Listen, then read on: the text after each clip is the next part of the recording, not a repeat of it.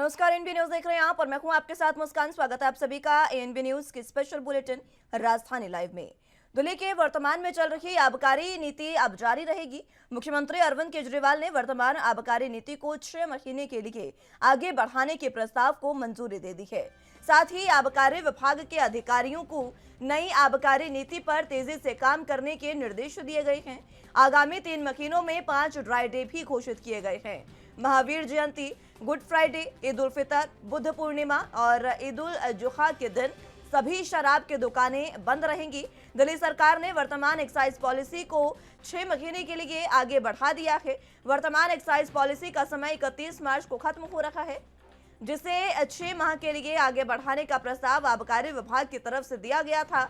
आबकारी मंत्री की तरफ से इसे मंजूरी देने के बाद प्रस्ताव मुख्यमंत्री के पास पहुंचा, जिसे बुधवार को मंजूरी मिल गई है। अब दिल्ली में वर्तमान में चल रही एक्साइज पॉलिसी 30 सितंबर 2023 तक लागू रहेगी। नई आबकारी नीति के लिए अधिकारियों से डिटेल प्लान तैयार करने को कहा गया है, ताकि जल्द से जल्द दिल्ली को एक नई आबकारी नीति दी जा सके।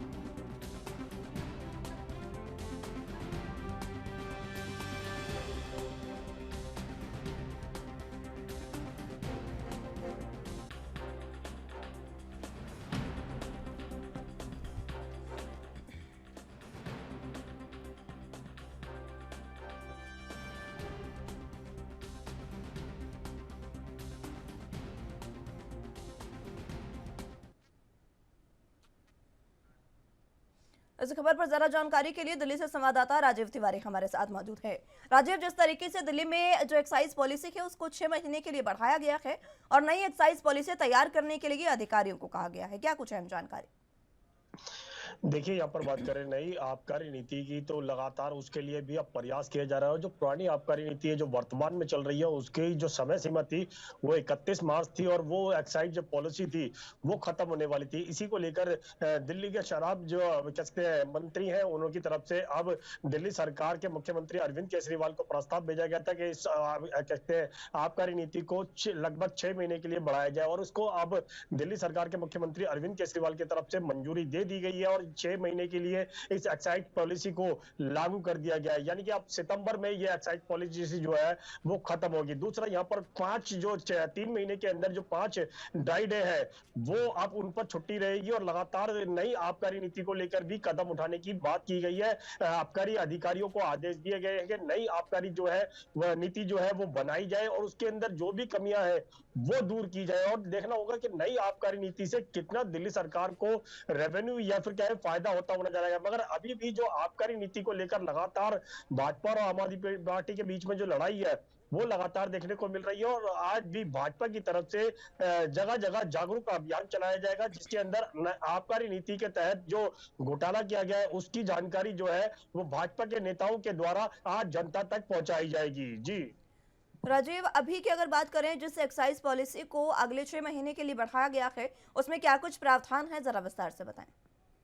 देखिए, यहाँ पर बात करें जो वर्तमान एक्साइज पॉलिसी है उसको लेकर अब दिल्ली सरकार की तरफ से 6 महीने के लिए यानी सितंबर तक के लिए इसको लागू कर दिया गया है और इसके अंदर 3 महीने के अंदर जो 5 ड्राई डे है उसको उसके दिन कहीं ना कहीं छुट्टी रखने की बात की गई है। यानी कि वो जो शराब की दुकानें हैं वो 5 दिनों के लिए बंद रहेगी। गुड फ्राइडे की बात करें या फिर कहे महावीर जयंती की बात करें या फिर ईद उल्लाह की बात करें, तो लगातार कहीं ना कहीं उसको लेकर भी कहीं ना कहीं कदम उठाए गए हैं। मगर देखना होगा कि जो वर्तमान एक्साइज पॉलिसी है जिसको लेकर अभी तक तो लड़ाई थी वो देखने को मिल रही थी, मगर अभी भी दिल्ली सरकार के द्वारा 6 महीने के लिए इसको लागू कर दिया गया है और नई एक्साइज पॉलिसी को आगे बढ़ाने के लिए दिल्ली सरकार के जो आबकारी विभाग है उसके अधिकारियों को आदेश दिए गए हैं और ये भी कोशिश की जाएगी नई आबकारी नीति जो है वो हर तरीके से जनता के फायदे के लिए हो और जहां तक कि सरकार को भी उससे फायदा हो। मगर देखना होगा कि नई आबकारी जब नीति लागू की जाएगी और वो जो बनाने के लिए आदेश दिए गए उसके अंदर कितनी फायदे होंगे और कितना नुकसान होगा ये आने वाले समय ही बता पाएगा।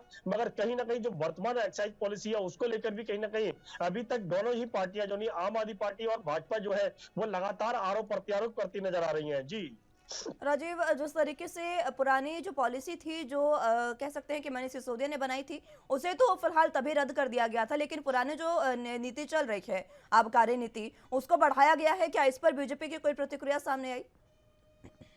देखिए यहाँ पर बात करें जिस तरीके से वर्तमान एक्साइज पॉलिसी के तो उसको लेकर भी लगातार कहीं ना कहीं भाजपा जो है वो लगातार हमलावर है और लगातार ये भी कहा जा रहा है कि जो पुरानी एक्साइज पॉलिसी को जो इसको खत्म किया गया है उसके अंदर कमियां थी, इसलिए कहीं ना कहीं ये पॉलिसी जो है वो नई पॉलिसी जो बनाई गई थी वो कहीं ना कहीं कितनी कारगर है वो तो देखना होगा। मगर आरोप प्रत्यारोप जो है वो ठीक है बिल्कुल देखने राजीव, को बहुत मिल रहा है शुक्रिया और आपका हमारे साथ जुड़ने के लिए और तमाम अहम जानकारी हम तक पहुंचाने के लिए।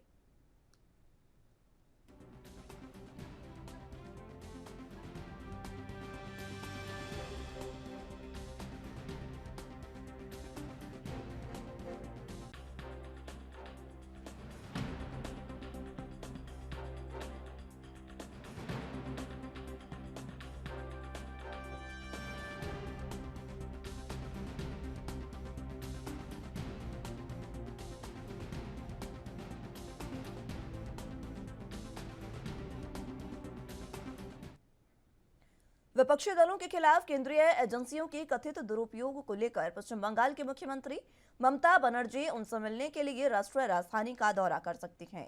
ब्रिटेन में कांग्रेस नेता राहुल गांधी की टिप्पणी और अडानी के खिलाफ हिंडनबर्ग रिपोर्ट की जांच संयुक्त संसदीय समिति से कराने की मांग को लेकर बीजेपी नीति केंद्र सरकार और विपक्षी दलों के बीच संसद में टकराव के बाद ये कदम उठाया गया है।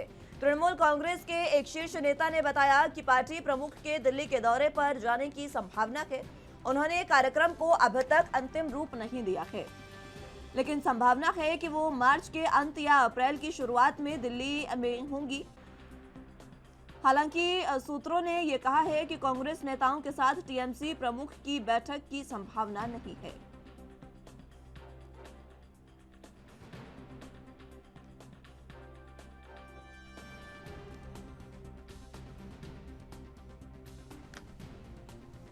इस खबर पर ज्यादा जानकारी के लिए दिल्ली से संवाददाता शिवम पांडे हमारे साथ मौजूद है।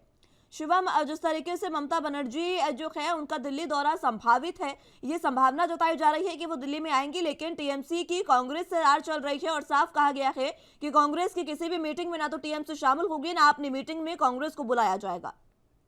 बिल्कुल पुष्पा जी, आपने सही कहा कि क्योंकि देखा जाए कि ममता जी का दौर हो सकता है कि लगातार एक ही मुद्दे पर विपक्ष नेता लगातार घिर रहे हैं, उसमें उन्होंने साफ तौर से कहा है, उनका जो प्रवक्ता है साफ तौर से कहा है कि अगर कांग्रेस के मामले में कोई भी का या ममता बनर्जी या कोई भी नेता उनके बारे में मतलब कांग्रेस के मुद्दे पर बयान भेज दे सकते, जो विपक्ष के पार्टी नेताएं हैं उनको लेकर टीपीसी शामिल और साथ ही साथ जो 15 से 16 विपक्ष के नेता उनको लेकर से मैदान में खड़े रहेंगे और हर मुद्दे पर चर्चा करने के लिए सरकार हो या विपक्ष के साथ हो वो चर्चा करने के लिए मुस्कान जी। जिस तरीके से कई मुद्दों पर ममता बनर्जी चर्चा करने के लिए आ रही है, विपक्षी नेताओं से मिलेंगी, ऐसे में दिल्ली का माहौल गर्मा सकता है क्योंकि ममता बनर्जी जो है वो 2024 की तैयारी में भी जुटी हैं और खुद को प्रधानमंत्री पद के तौर पर भी देख रही हैं।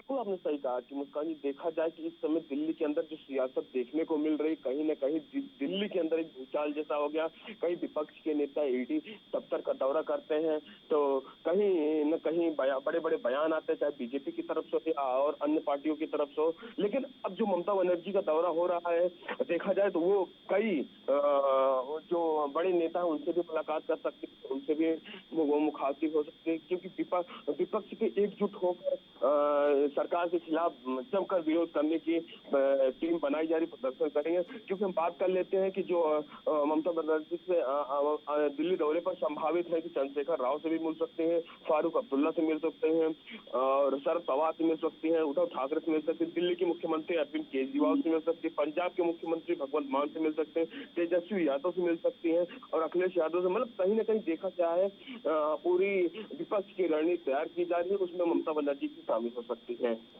दिल्ली की राजनीति में किस तरीके से बदलाव की संभावना है? विपक्ष लगातार एकजुट हो रहा है और बीजेपी सरकार को गिराने के लिए लगातार विपक्ष ये रणनीति बना रहा है कि किसी भी तरीके से एकजुट होकर देखा जाए। और अभी पूरे देश की अगर बात करें तो जितना भी विपक्ष है, जितने भी शतरफ की अगर बात करें तो वो भी सब एकजुट हो रहे हैं। ऐसे में ममता बनर्जी का विपक्षी दलों से मिलना 2024 की तैयारी तो जाहिर है, लेकिन कौन से जो विपक्ष है उनके साथ आएंगे ये जानना अहम है। सही कहा, इसमें कहीं देखा तो 2024 का लोकसभा चुनाव है, काफी ये अहम माना जा रहा है। इसी के मुद्दे पर विपक्ष लगातार सरकार को घेरती हुई नजर आ रही, क्योंकि हम 2014 की बात कर लें, फिर भी बीजेपी की सरकार रही, 2019 में भी बीजेपी की सरकार रही। क्योंकि हम बात कर ले विपक्ष लगातार सरकार को घेरने की कोशिश कर रही है, लेकिन सरकार हर विपक्ष के मुद्दे पर जवाब देती हुई नजर आ रही है। कहीं भी अगर सरकार फंसने की कोशिश कर रही है तो सरकार जो विपक्ष के कुछ पहलू छूटे पड़े, जो कमजोर पॉइंट, उस पर भी सरकार लगातार उनको घेरती हुई नजर आ रही है। लेकिन अब देखा जाए कि जो सारे पहलू देखे जा रहे हैं, 2024 का लोकसभा चुनाव है वो कितना अहम हो सकता है, क्योंकि विपक्ष ने साफ तौर से कहा है कि हम गठबंधन करके सरकार बीजेपी की गिराना चाहेंगे। 2024 के लोकसभा चुनाव में जो इस राज्य में जो पार्टियां बड़ी उसको हम मुख्य करेंगे, बाकी समर्थन हर पार्टियों का रहेगा। क्योंकि ये देखा जाए पूरी तरीके से कि 2024 का लोकसभा चुनाव जो होगा वो एक अहम चुनाव माना जा रहा है। मुस्कान जी, शिवम, जिस तरीके से सभी जो विपक्षी दलों से मुलाकात करेंगी ममता, लेकिन कांग्रेस से मुलाकात नहीं करेंगी, ये साफ कहा गया है। क्या कारण है कि टीएमसी और कांग्रेस में लगातार रार बढ़ती जा रही है? और विपक्ष, क्योंकि कांग्रेस मुख्य विपक्षी दल है, कांग्रेस को छोड़कर क्या जो सभी विपक्षी दल है एकजुट होकर सरकार को गिराने की जो कोशिश है उसमें सफल हो पाएंगे? क्योंकि कांग्रेस मुख्य विपक्षी दल के रूप में इस समय है। बिल्कुल आपने सही कहा कि कहीं ना कहीं देखा जाए मुस्कान जी, मल्लिकार्जुन खड़गे अध्यक्ष होने के बाद कांग्रेस के अंदर में जो बदलाव देखने को मिल रहा है उसको कहीं एक अहम है कि हम बात कर ले ममता बनर्जी के जो प्रवक्ता है तो उनके साफ तौर पर उनकी तरफ से बयान आया कि हम कांग्रेस को लेकर हम उनसे मतलब न शामिल होंगे, न समर्थन करेंगे। बाकी जो अन्य दल है, जो 15 से 16 विपक्ष के दल है, उनके साथ हम रहेंगे, समर्थन करेंगे। कहीं ना कहीं देखा जाए कि एक आंतरिक मामला है मुस्कान जी, टीएमसी और कांग्रेस को लेकर। इन सब को लेकर ममता बनर्जी के प्रवक्ता थे, उन्होंने साफ तौर से कहा है कि ममता बनर्जी का दौरा तो दिल्ली के अंदर हो सकता है, लेकिन पार्टी में सिर्फ कांग्रेस को समर्थन नहीं करने के अलावा बाकी सभी विपक्षी पार्टियों को समर्थन करेंगे और एकजुट होकर जो आने वाली रणनीति होगी उसको लेकर काम करेंगे। ठीक है शिवम, बहुत शुक्रिया आपका हमारे साथ जुड़ने के लिए और तमाम अहम जानकारी हम तक पहुंचाने के लिए।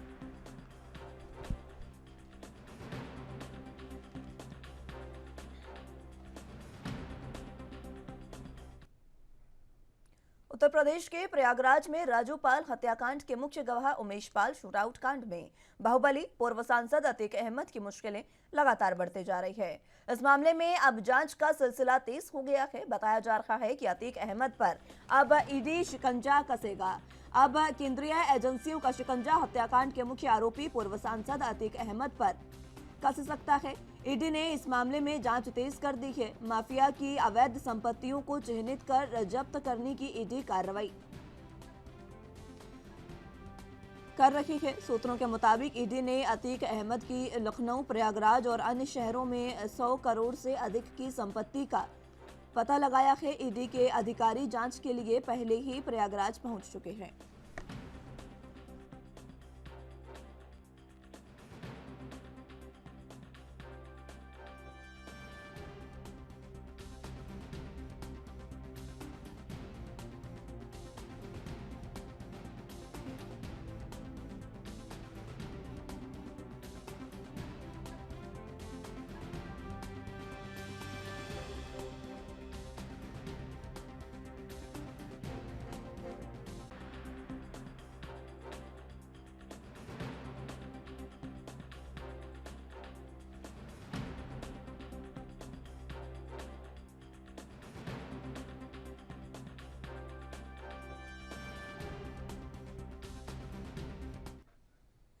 इस खबर पर ज्यादा जानकारी के लिए लखनऊ से संवाददाता जितेंद्र चौहान हमारे साथ मौजूद हैं।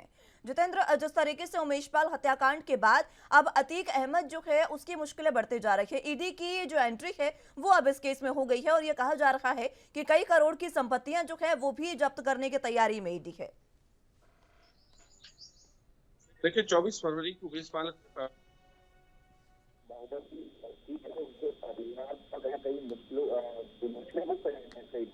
और ये कहा जा सकता है कि अब इस कांड के बाद कहीं ना कहीं अब ईडी की जो एंट्री हो चुकी है और उमेश पाल शूट आउट कांड में बाहुबली पूर्व सांसद अतीक अहमद की मुश्किलें जो बढ़ती नजर आ रही हैं, क्योंकि माफिया अतीक अहमद पर अब ईडी का जो शिकंजा है वो कहीं ना कहीं कसना शुरू हो गया है। माफिया की अवैध संपत्ति को चिन्हित कर जब्त करने की ईडी कार्रवाई करेगी। साथ ही साथ सूत्र ये बता रहे हैं कि ईडी अतीक अहमद की जो प्रॉपर्टी लखनऊ है, प्रयागराज है और अन्य शहरों में लगभग 100 करोड़ रुपए की बताई जा रही है। उस प्रॉपर्टी करने के बाद जब तक काम करेगी।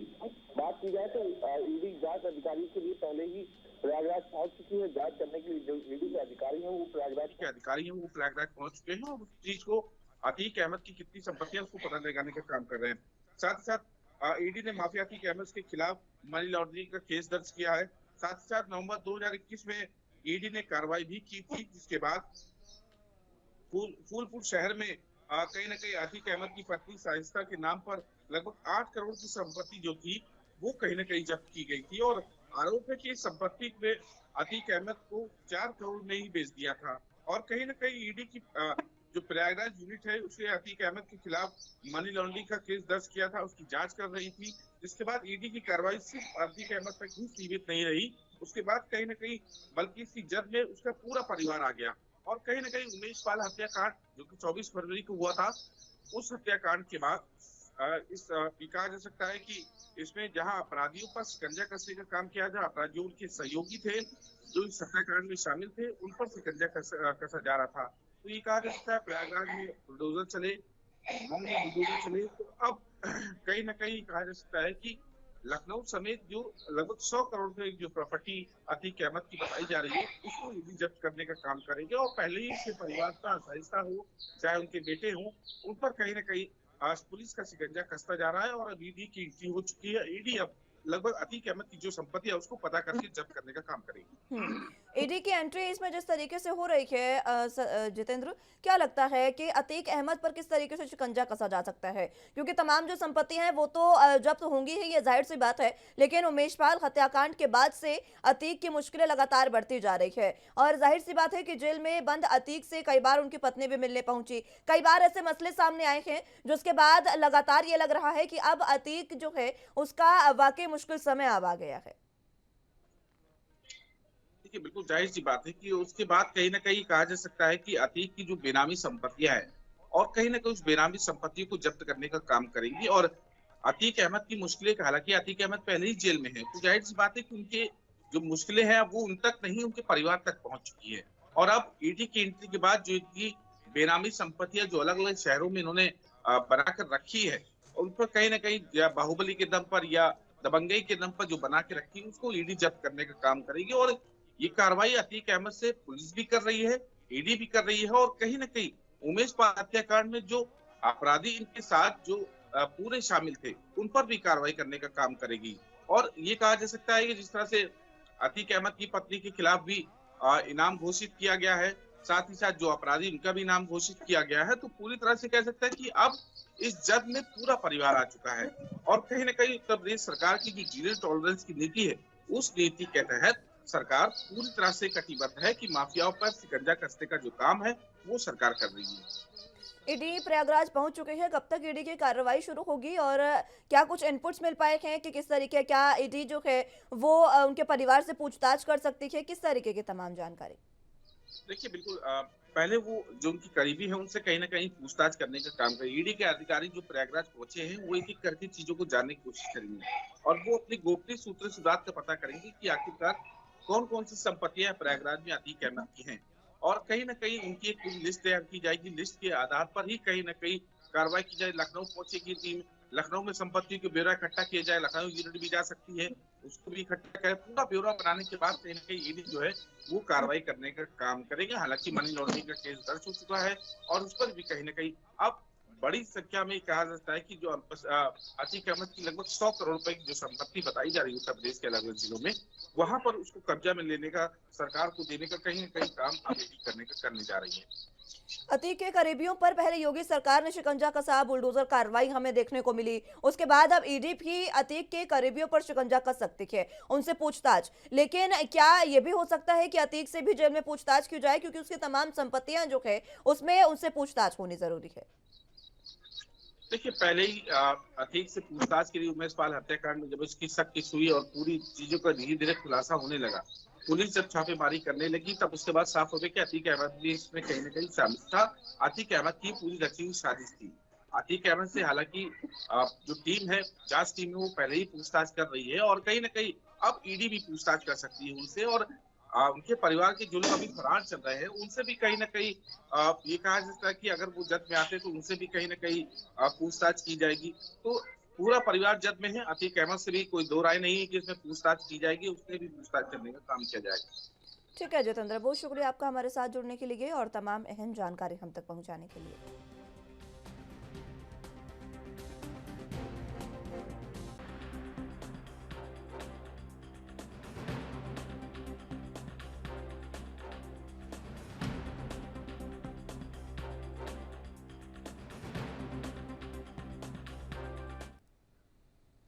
पंजाब के राज्यपाल और चंडीगढ़ के प्रशासक बनवारी लाल पुरोहित आज अहम बैठक करने जा रहे हैं। ये बैठक चंडीगढ़ के सचिवालय सेक्टर 9 में होगी। बैठक में खास बात यह है कि इसमें पंजाब और हरियाणा दोनों राज्यों के मुख्यमंत्री भी शामिल होंगे। इसके साथ ही दोनों राज्यों के मुख्य सचिव भी बैठक में शिरकत करेंगे। पंजाब के राज्यपाल और चंडीगढ़ के प्रशासक के साथ दोनों राज्यों के मुख्यमंत्री यानी पंजाब के मुख्यमंत्री भगवंत मान और हरियाणा के मुख्यमंत्री मनोहर लाल के साथ साथ दोनों राज्यों के अधिकारी भी इस बैठक में शामिल हो रहे हैं। इस बैठक को लेकर चंडीगढ़ प्रशासन ने सुरक्षा के इंतजाम करने के निर्देश दिए हैं। जानकारी के मुताबिक दोनों राज्यों के मुख्यमंत्री के साथ प्रशासन की जो बैठक वो सुबह 10 बजे शुरू होगी, वो दोपहर 1 बजे तक चलेगी। माना जा रहा है कि इस बैठक में दोनों राज्यों के साथ चंडीगढ़ से संबंधित विभिन्न मुद्दों को लेकर चर्चा हो सकती है। आपको बता दें कि चंडीगढ़ पंजाब और हरियाणा दोनों की राजधानी है।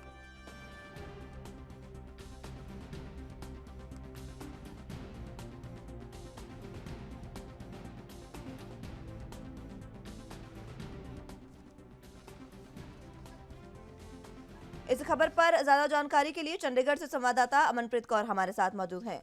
अमन, जिस तरीके से आज पंजाब के राज्यपाल से दोनों मुख्यमंत्री की मुलाकात होने जा रही है, किस तरीके से अहम ये मीटिंग किन मुद्दों पर चर्चा हो सकती है?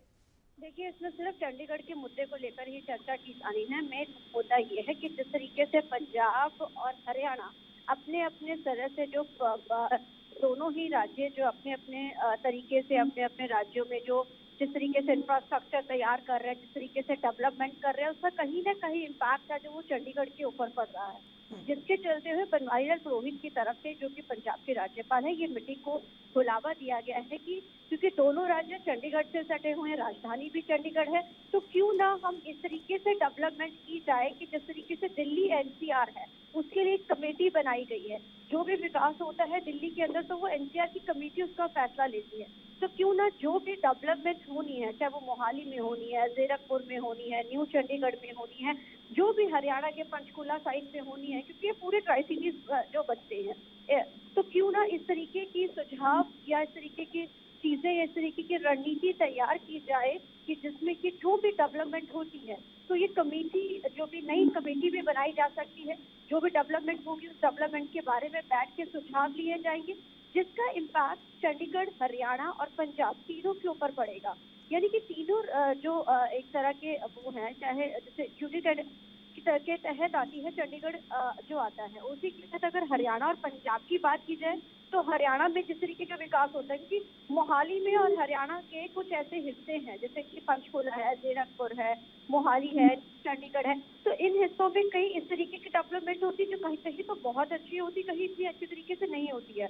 तो कहीं बस इस मीटिंग का मेन मकसद ये है कि जो भी डेवलपमेंट होती है वो पूरे प्लान तरीके से की जाए और पूरी बैठ और सुझाव से की जाए, ताकि जो भी विकास होएगा उसका जो इम्पैक्ट है चंडीगढ़, हरियाणा और पंजाब तीनों के ऊपर पड़े। सिर्फ इस मीटिंग का मेन मकसद यही जो है आज रखा गया है और 10 बजे के करीब जो ये मीटिंग शुरू होगी और 1 बजे तक ये चलेगी। और आज कहीं न कहीं जो कमेटी भी है इसमें बनाई जा सकती है, जिस तरीके से दिल्ली एनसीआर के विकास के लिए कमेटी बनाई है, वैसे ही अभी लोग इसके लिए भी कमेटी को गठित कर सकते हैं। लेकिन मेन अभी तक यही है कि सिर्फ मुद्दा है कि विकास डेवलपमेंट कैसे की जानी है, इसी को लेकर ही एक बड़ी ही पॉजिटिव वे में ये मीटिंग आज रखी गई है। अमन, अगर आज सहमति इस कमेटी पर बनती है, अगर ये कमेटी बन जाती है, तो तीनों राज्यों के विकास में किस तरीके से सुधार हो सकता है? सुधार इसी के लिए तो बैठक बुलाई गई है कि सुधार जो हरियाणा पंजाब में करना है, डेवलपमेंट करती वो डेवलपमेंट तो देखिए लगातार होती रहती है, चाहे वो पंजाब है, चाहे वो हरियाणा, चाहे चंडीगढ़, अपने अपने तरीके से सब लोग वहाँ पे काम करते रहते हैं। लेकिन एक साझे तौर के ऊपर एक सहमति के साथ सारी चीजें हुई, उसी को लेकर ये बैठक बुलाई गई है। तो जाहिर है जब अगर कमेटी बनेगी तो जो भी विकास होगा अच्छा ही होगा, राज्य के लिए अच्छा होगा और देश के लिए भी अच्छा होगा। आज एसवाईएल मुद्दे को लेकर भी सुप्रीम कोर्ट में सुनवाई होनी है, क्या वो मुद्दा भी इसमें उठ सकता है? नहीं नहीं, बिल्कुल नहीं, ये सिर्फ मुद्दा डेवलपमेंट चंडीगढ़ के और डेवलपमेंट को लेकर है, सिर्फ इसी मुद्दे के ऊपर ही चर्चा की जाएगी। ठीक है अमन, बहुत शुक्रिया आपका हमारे साथ जुड़ने के लिए और तमाम अहम जानकारी हम तक पहुंचाने के लिए।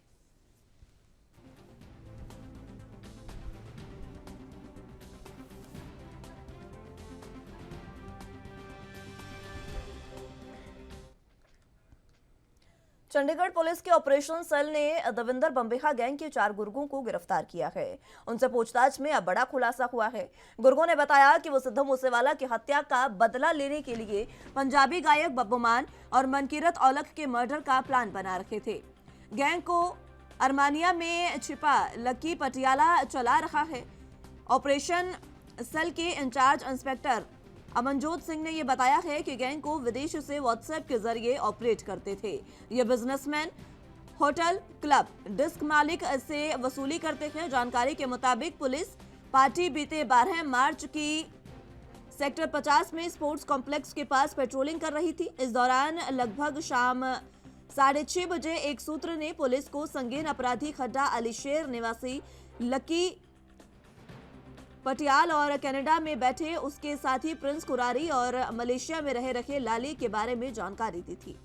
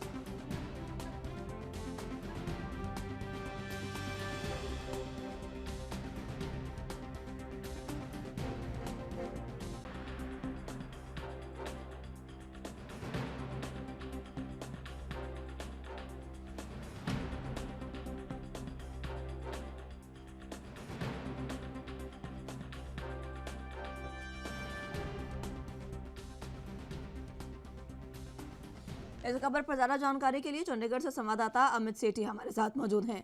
अमित, फिलहाल जिस तरीके से बम्बेहा गैंग के 4 गुर्गों को गिरफ्तार किया गया, अब उनसे बड़े खुलासे जो हैं वो चंडीगढ़ की ऑपरेशन सेल कर रही है, क्या कुछ अहम जानकारी, किस तरीके के खुलासे हुए? बिल्कुल, अगर बात की जाए बम्बिया ग्रुप की तो 2 दिन पहले जो है बम्बिया ग्रुप के जो है 4 गुर्गों को जो है चंडीगढ़ की स्पेशल सेल ने जो है गिरफ्तार किया है। आपको बताना चाहूंगा कि पंजाबी सिंगर जो बब्बू मान है, मनकी तौलक हैं, इनकी जो है सवारी जो थी बंबिया ग्रुप ने ली थी। इससे पहले भी जैसे मुझसे सिद्धू मूसेवाले का जो मर्डर केस था, उस मामले में भी इनका नाम सामने आ रहा था। चंडीगढ़ की स्पेशल सेल को जो है बड़ी कामयाबी मिली है। उन्होंने 4 लोगों को जो है इसमें गिरफ्तार किया और पुलिस रिमांड चल रहा है और आगे भी खुलासे हो सकते हैं। और आपको देर रात की बात बताना चाहूंगा कि अपना जो सिंगर बब्बू मान है, उनके घर के बाहर जो है सुरक्षा जो है इस पूरे मामले में बढ़ा दी गई। जी, जिस तरीके से खुलासा हुआ कि बब्बूमान और मनकीरत औलख दोनों की ही मर्डर की प्लानिंग जो है वो ये चारों गुर्गे कर रहे थे, उनको सुरक्षा किस तरीके से पंजाब सरकार दे रही है? जी बिल्कुल, कल देर रात से ही जो है पुलिस की जो सुरक्षा टीम्स हैं उनको बढ़ा दिया गया है। अगर बब्बू मान की बात करी जाए तो उनके घर के बाहर जो है सुरक्षा जो है और भी कड़ी कर दी गई है। ये जो 4 लड़के थे इनसे खुलासा हुआ है, प्राइमरी इन्वेस्टिगेशन में सामने आया है कि ये मंगलवार को जो है जम्मू कश्मीर जा रहे थे। वहां से इन्होंने AK-47 जो है वो लेके आनी थी और इसमें और भी बड़े खुलासे जो है हो सकते हैं। हालांकि भी पुलिस रिमांड चल रहा है तो इससे कुछ ज्यादा कहना जो है वाजिब नहीं रहेगा, मगर कहीं ना कहीं जो है और भी बड़े खुलासे जो है पूरे मामले में हो सकते हैं। कहा यह जा रहा है कि अरमानिया में छिपा लकी इस पूरे गैंग को चला रहा है और व्हाट्सएप के जरिए ये जो पूरी जो प्लानिंग है वो चल रही थी। क्या अब व्हाट्सएप के स्क्रीनशॉट कुछ उपलब्ध हुए हैं? किसी प्रकार के कोई सबूत पुलिस को मिले? जी बिल्कुल, सोशल मीडिया पर भी जो है ये बात चल रही है और कहीं ना कहीं पुलिस को भी इनपुट जो है ये मिले हैं कि व्हाट्सएप पे जो है बाहर से बैठा जो लकी है वो इस पूरे गैंग को जो है कहीं ना कहीं चला रहा है। और भी जो उनके पास ऐसे इनपुट्स हैं कि जो इस पूरी जो इसका जो है बड़ा खुलासा जो है इस मामले में कर सकते हैं। हालांकि ये प्राइमरी इन्वेस्टिगेशन में जो है अभी आगे और भी जो है कुछ ना कुछ जो है इसमें सामने आ सकता है। और क्या कुछ खुलासा चारों गुर्गों के पास से हुआ? जी, मैं आपको वही बता रहा हूँ कि जिस तरह से ये जो पंजाबी जो गायक हैं, चाहे बब्बू मान की बात की जाए, मनकी तौलक की बात की जाए, तो इनको जो है ये जो थे इनके बम्बिया ग्रुप के जो है रिगार्ड में जो चल रहे थे। ठीक है अमित, बहुत शुक्रिया आपका हमारे साथ जुड़ने के लिए और तमाम अहम जानकारी हम तक पहुंचाने के लिए।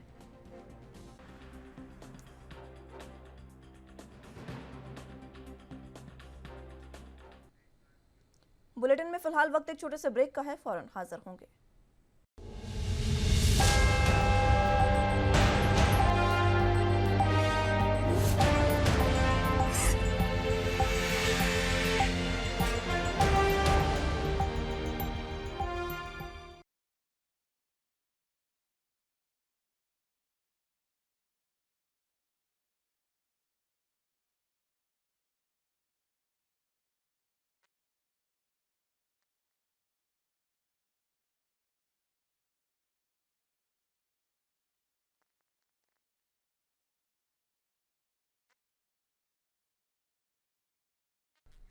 ब्रेक के बाद एक बार फिर से स्वागत है आप सभी का। तो अगली अहम खबरों की ओर रुख करते हैं। उत्तराखंड सरकार ने वित्तीय वर्ष 2023-24 के लिए 77,407.08 करोड़ का बजट पेश किया है। जहां एक और बीजेपी ने इस बजट को समावेशी बजट बताया है, तो वहीं कांग्रेस ने बजट की आलोचना करते हुए कहा कि इसमें किसी भी वर्ग के लिए कुछ भी खास नहीं है।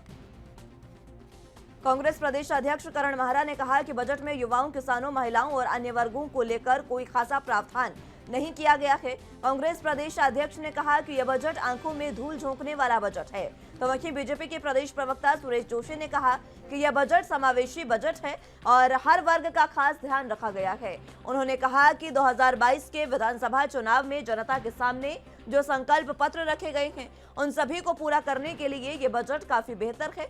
बीजेपी प्रवक्ता ने कहा कि जो बजट प्रस्तुत किया गया है इसके लिए भारतीय जनता पार्टी मुख्यमंत्री पुष्कर सिंह धामी का स्वागत करती है।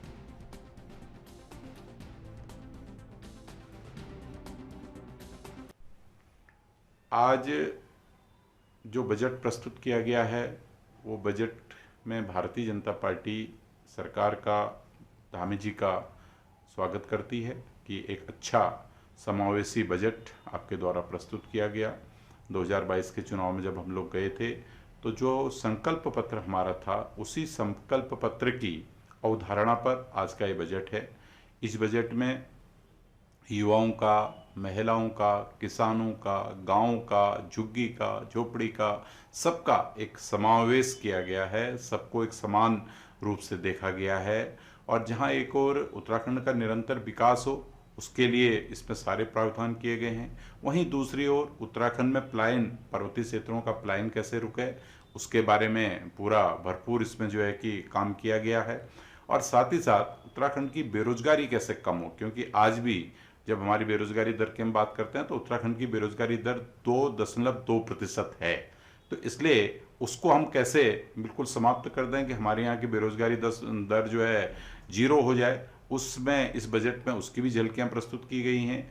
और साथ ही साथ जो आज 79,000 का ये जो बजट हम लोगों ने आज प्रस्तुत किया, इस बजट में सभी वर्गों का ध्यान रखा गया है। खेती किसानी का भी ध्यान रखा गया है, गन्ना किसानों का भी ध्यान रखा गया है, रोड के इंफ्रास्ट्रक्चर का, बिजली का, पानी का, स्वास्थ्य का, सारे क्षेत्रों को ध्यान रखा गया है। कुछ नई परियोजनाएं भी हम लोगों ने लागू की हैं। तो मैं कुल मिला के ये कह सकता हूँ कि ये बजट उत्तराखंड का सर्वोत्तम बजट है। और ये इस बजट में 2025 की जब हम रजत जयंती वर्ष मना रहे होंगे उसकी भी झलकियाँ दिखती हैं। देखिए, आंखों में धूल झोंकने वाला बजट के रूप में मैं देखता हूँ। बेरोजगारों के लिए इसमें कुछ भी नहीं है, किसानों के लिए कुछ नहीं है। केवल जब कैबिनेट की बैठक में समर्थन मूल्य ही नहीं बढ़ाया गया और पुराने किसानों का जो पुराना बकाया है उसका भुगतान नहीं किया गया, वो उसका जिक्र नहीं है कि 200 करोड़ से ज़्यादा का किसानों का पुराना भुगतान है और जो किसानों के लिए रखा गया है वो 100 करोड़ के आसपास है। तो इससे सरकार की नीयत सामने आ जाती है। दूसरा, इस बजट में जो सबसे बड़ी कमी दिखती है कि बजट सत्र चल रहा है और किसी भी विभागवार चर्चा के लिए 2 घंटे 3 घंटे का भी समय नहीं दिया गया है। एक दिन में सारे विभागों का बजट पास हो रहा है। इसका मतलब है सरकार आनन-फानन में आँखों में धूल झोंकते हुए बजट को पास करना चाहती है। वो नहीं चाहती कि विपक्ष के विधायक और सत्ता पक्ष के विधायक अपना समर्थन या अपना विरोध इस पे प्रकट कर सके, ढंग से इस पे चर्चा हो सके। तो ये सबसे बड़ी कमी इसमें मैं देख रहा हूँ। दूसरा, इसमें जो सबसे बड़ी कमी, जैसे विद्युत के 3 बार दाम बढ़ा दिए। अब विद्युत आपूर्ति को बहाल करने के लिए या विद्युत ऊर्जा को पैदा करने के लिए आप कितना बजट करेंगे, वो कहीं पर इसका क्लियर नहीं है। आप किस तरीके से जो स्वास्थ्य सुविधा है उनको सुदृढ़ करेंगे, उसका ज़िक्र नहीं है और वो धनराशि बहुत कम रखी गई है। इसमें ऊर्जा में बहुत कम धनराशि रखी गई है। तो ये सारे ऐसे, इसमें जितना जो बजट, ज़्यादा बजट जिन उन योजना में दिख रहा है जिसमें पैसा ज़्यादातर खुर्द-पुर्द किया जाएगा। जिस तरीके से इस समय गड्ढा मुक्त सड़कों की बात पूछी थी जब हमारे विधायक आदरणीय हमारे साथी विधायक ने, तो उसमें जिस तरीके का जवाब सरकार ने दिया है, 900 किलोमीटर जो सड़क है उसका रख-रखाव या गड्ढे मुक्त करने का काम तो हुआ है 9 महीने में और 2.5 महीने में कह रहे हैं कि हम जो है 2100 किलोमीटर को कर देंगे। तो उसी तरीके से कागज़ों में ये बजट खर्च होगा और मुझे लगता है कि बजट जो है राज्य के हित में नहीं है। इस खबर पर ज्यादा जानकारी के लिए संवाददाता अमित चौधरी हमारे साथ मौजूद हैं। अमित, जिस तरीके से कल उत्तराखंड का बजट पेश किया गया, पहाड़ी राज्य के लिए ये बजट किस प्रकार का रहा? आम जनता की उम्मीदों पर क्या ये बजट खरा उतर पाया? देखिए मुख्तार, बिल्कुल कल गैरसैंण विधानसभा सत्र में यहाँ पर बजट सत्र के दौरान बजट पेश किया गया और बजट यहाँ पर जो है 79,000 करोड़ का पेश हुआ है। उसके बाद से सत्ता और जो यहाँ पर विपक्ष है उनके अपने अपने तर्क जरूर है, लेकिन जो कुल मिलाकर अगर कहा जा सकता है तो इस बजट में यहाँ पर पुष्कर धामी के द्वारा जो लंबे समय से कोशिश की जा रही थी कि हर वर्ग को छुआ जाए, बेरोजगारी की बात की जाए, किसानों की बात की जाए और इंफ्रास्ट्रक्चर की बात की जाए, विकास की बात की जाए, किस तरीके से उत्तराखंड में यहाँ पर जो विकास हो रहे हैं, कई अहम चीजें यहाँ पर होनी है, G20 की बात की जाए, उन सभी चीजों को लेकर के पुष्कर धामी ने बजट में यहाँ पर प्रावधान रखे गए हैं। खासकर बेरोजगारी को लेकर, युवाओं में को लेकर के यहाँ स्वरोजगार देने के लिए करीब यहाँ पर उसके लिए प्रावधान रखा गया है। तो एक लंबा जाए तो हर बात को सुनने की कोशिश करिए, लेकिन वहीं विपक्ष की बात की जाए तो लगातार क्योंकि विपक्ष को अपना तर्क देना है, सत्ताधारी को अपना तर्क देना है, लेकिन बजट में किस प्रकार से यहाँ पर चीजें ये आखिरकार जनता को तय करनी है। लगातार हमारी कल बजट पास होने का जनता से बात हुई तो युवाओं की अगर बात की जाए तो युवाओं ने इस बजट पे उम्मीद जरूर लगाई है और लोग साफ तौर से कह रहे हैं कि बजट आया है, इससे कहीं ना कहीं फायदा होगा।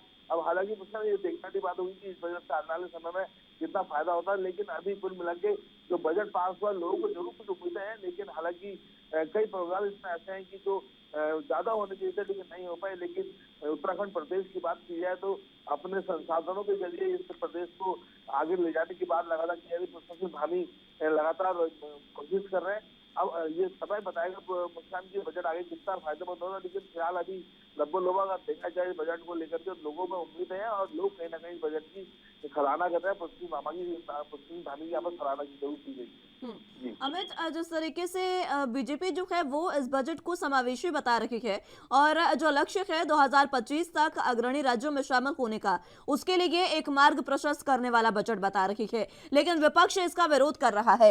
विपक्ष का साफ तौर पर कहना है कि इस बजट में किसी भी वर्ग के लिए कोई खास प्रावधान नहीं किया गया है।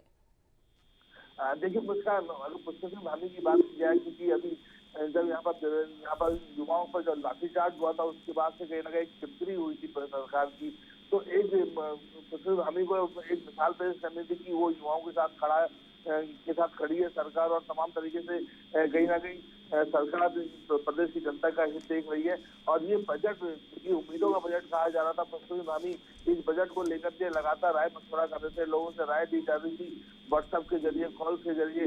तो इस बजट से लोगों को उम्मीद थी और खासकर क्योंकि सरकार की तरफ से कोशिश की गई थी कि हर वर्ग को यहाँ पर इस बजट में छुआ जाए। और ये कल गैरसैंण के अंदर देखा भी गया जब वित्त मंत्री द्वारा बजट के यहाँ पर प्रस्ताव पेश किए जा रहे थे, तो युवाओं के लिए इस बजट में क्या दिया गया है, किसानों के लिए इस बजट में क्या दिया गया है, और यहाँ पर जो इंफ्रास्ट्रक्चर है उत्तराखंड का उसको किस प्रकार से आगे बढ़ाया जा सकता है, जो योजना है उसको कैसे दिया जा सकता है, विद्युत को कैसे इसमें कितना दिया जाए, तो सारी चीजों पे कहीं ना कहीं जरूर इसमें देखा गया है। और पूरी तरीके से जो हर तरीके से यहाँ पर युवाओं की बात की जाए तो सबसे कुछ ना कुछ यहाँ पर जो इस बजट के लिए है और उम्मीदों का बजट है। पूरी तरीके से लोगों को उम्मीद है इस बजट को लेकर के, और जो रोजगार नए सृजन कैसे कर रहे हैं, क्या करना है, किस प्रकार से प्रावधान में उसमें है, तो ये सभी चीजों को कार्य किया गया। अब इसमें आगे किस प्रकार से बजट में काम होता है ये देखने वाली बात होगी मुझसे, लेकिन फिलहाल बजट को लेकर के उम्मीद जरूर है।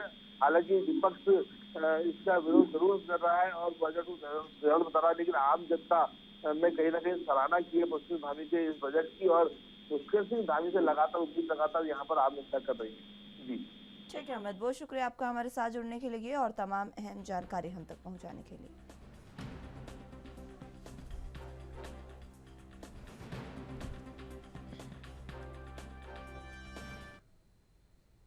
रायपुर में बीजेपी ने बुधवार को करीब 1 लाख लोगों के साथ विधानसभा का घेराव किया। घेराव के पहले बीजेपी नेताओं की सभा हुई। सभा के बाद कार्यकर्ता विधानसभा घेरने निकल गए। इसके बाद पुलिस ने उनकी झुमाझपटी भी हुई और वहीं बीजेपी नेताओं और कार्यकर्ताओं को रोकने के लिए पुलिस ने वाटर कैनन का इस्तेमाल भी करना पड़ा।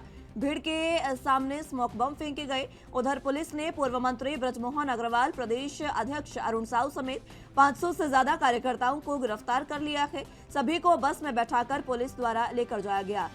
आपको बता दें कि कल जिस तरीके से अरुण साव ने पहले ही कह दिया था कि आवास योजना जो है वो छत्तीसगढ़ की सरकार द्वारा पूर्ण रूप से लोगों को नहीं दी गई है। इस वजह से हितग्राहियों के साथ वो विधानसभा का कूच करेंगे और उसी के दौरान ये यहाँ पर पुलिस से छीना झपटी भी हुई।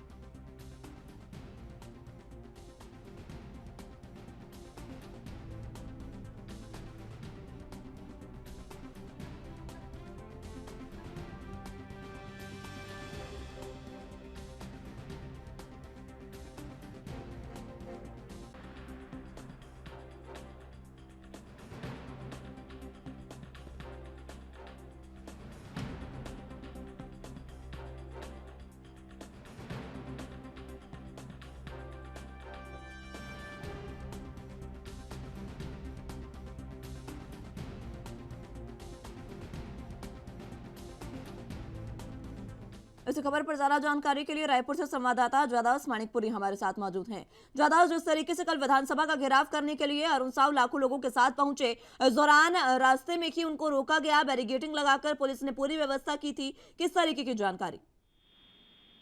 जी बता दें कि कल जो है छत्तीसगढ़ की राजधानी रायपुर में बीजेपी का बड़ा जो विधानसभा घेराव आंदोलन है वह जारी रहा कल, और इस संदर्भ में प्रधानमंत्री आवास योजना जो छत्तीसगढ़ में हितग्राही है वह बीजेपी के नेताओं का यह अनुमान है कि 16 लाख जो परिवार है, गरीब परिवार है, सबको जो है भूपेश बघेल सरकार ने राज्यांश नहीं देने के वजह से जो है वंचित रखा हुआ है। इसी मुद्दे पर कल बीजेपी ने बड़ा आंदोलन किया और विधानसभा घेरने निकले थे। लगभग 2 घंटे की उनकी जो यह विधानसभा पैदल मार्च में जाने की जो हजारों कार्यकर्ताओं के साथ प्रदेश के तमाम जो बड़े नेता हैं उनके साथ जो विधानसभा घेरने निकली थी, उसमें कल पुलिस से झुमाझटकी भी हुई। साथ में पुलिस ने पानी के बौछारे भी डाले, साथ में आंसू गैस के बम भी छोड़े गए। तो इसमें कुछ जो बीजेपी कार्यकर्ताओं हैं उनकी भी घायल हुई है, ऐसी सूचना प्राप्त हुई है। साथ में यह बता दूं कि कल जो है राष्ट्रीय स्तर के जो राष्ट्रीय स्तर के जो उपाध्यक्ष है बीजेपी के और झारखंड के पूर्व मुख्यमंत्री रघुवर दास भी यहाँ पहुंचे हुए थे। उन्होंने कहा कि छत्तीसगढ़ में जो है वो कोल माफिया के सिंडिकेट चल रहा है, शराब का सिंडिकेट चल रहा है। सरकार जो है सरकार के संरक्षण में जो है शराब और कोल माफिया का काम चल रहा है यहाँ सरकार के संरक्षण में। वही जो पूर्व मुख्यमंत्री छत्तीसगढ़ के डॉक्टर रमन सिंह, उन्होंने भी कहा कि यहाँ के जो अधिकारी हैं वे ईडी आईटी के चंगुल में फंसे हुए हैं, यहाँ घोटाला हुआ है, इस वजह से यहाँ के अधिकारी कर्मचारी फंसे हुए हैं। वही साथ ही अरुण साह जो प्रदेश अध्यक्ष है बीजेपी के, यहाँ उन्होंने सरकार पर बड़ा आंदोलन किया। उन्होंने कहा कि जिस तरीके से सरकार जो है राज्य के जो गरीब जनता उनको आवासों से वंचित किया जा रहा है, तो यह कहीं न कहीं आने वाले समय में जो है सरकार को बड़ा नुकसान देगी और आने वाले विधान चुनाव बीजेपी जो प्रचंड बहुमत से जीतेगी। तो इस तरीके के तमाम जो आरोप है वह लगाए गए हैं बीजेपी के द्वारा और बड़ा आंदोलन कल किया गया है। ठीक है जयदास, बहुत शुक्रिया आपका हमारे साथ जुड़ने के लिए और तमाम अहम जानकारी हम तक पहुंचाने के लिए।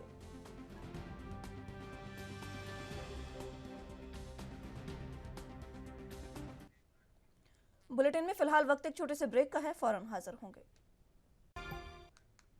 ब्रेक के बाद एक बार फिर से स्वागत है आप सभी का। तो अगली अहम खबरों की ओर रुख करते हैं।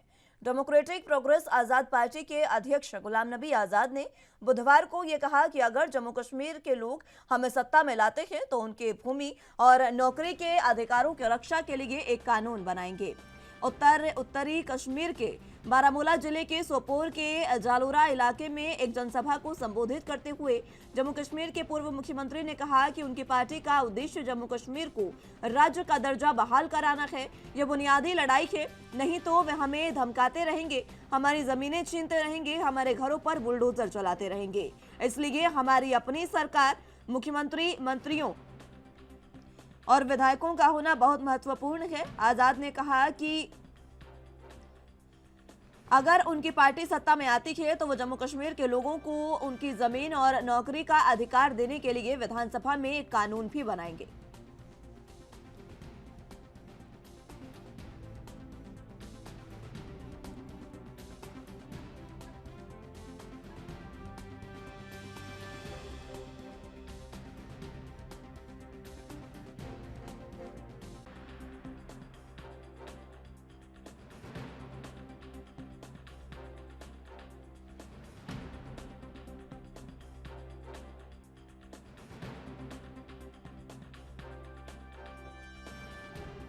ताजा जानकारी के लिए जम्मू कश्मीर से संवाददाता रविंद्र श्रीवास्तव हमारे साथ मौजूद है।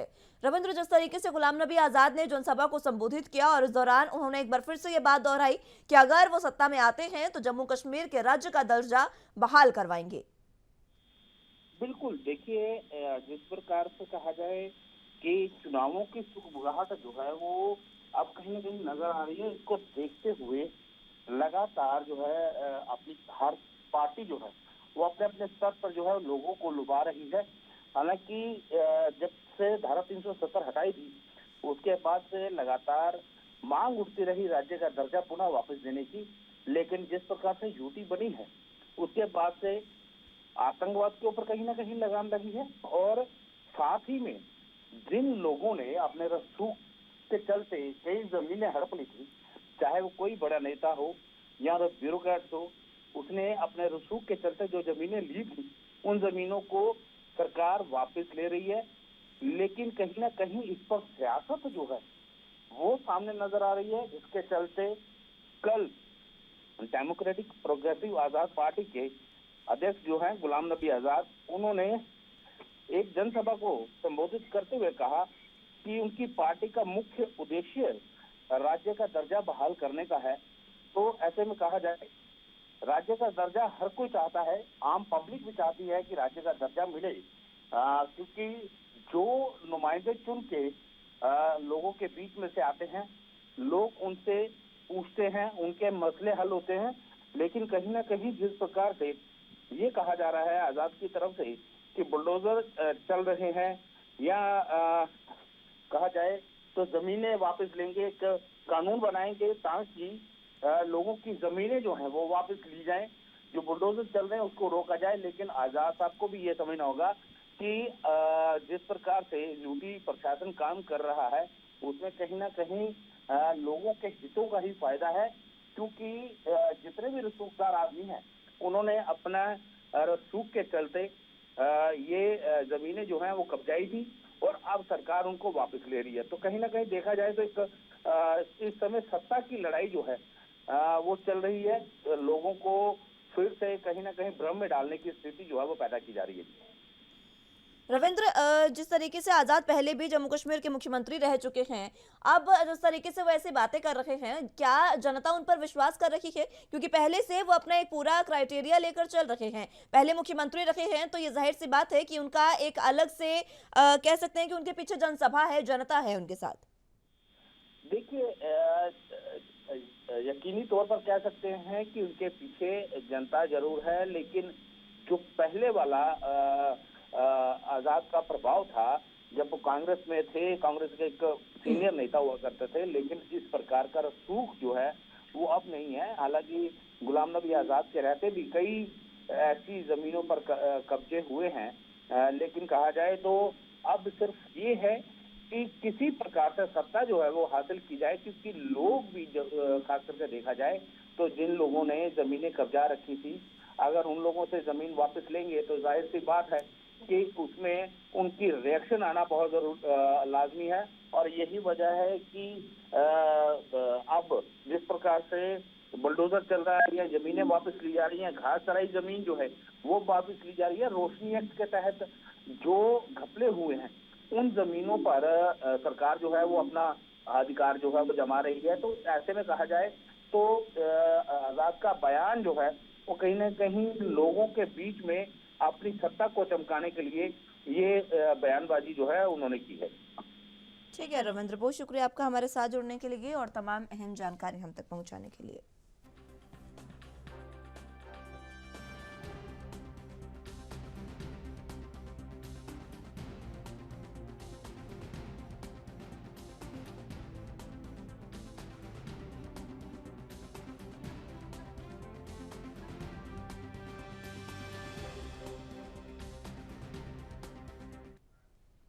फिलहाल के लिए राजधानी लाइव में मेरे साथ बस इतना ही। तमाम अहम खबरों के लिए आप देखते रहिए ANB न्यूज़।